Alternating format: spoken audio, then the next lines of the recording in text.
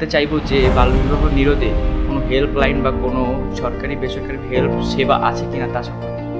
নিশ্চয়ই আছে রায়হান, আমরা 1098 নাম্বারে ফোন দিতে পারি। এটি একটি national toll free helpline number.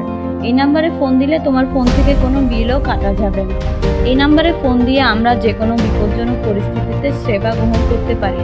বাল্যবিবাহ, শিশু নির্যাতন, নারী নির্যাতন এই সকল বিষয়ে আমরা সেবা ও পরামর্শ গ্রহণ করতে পারি।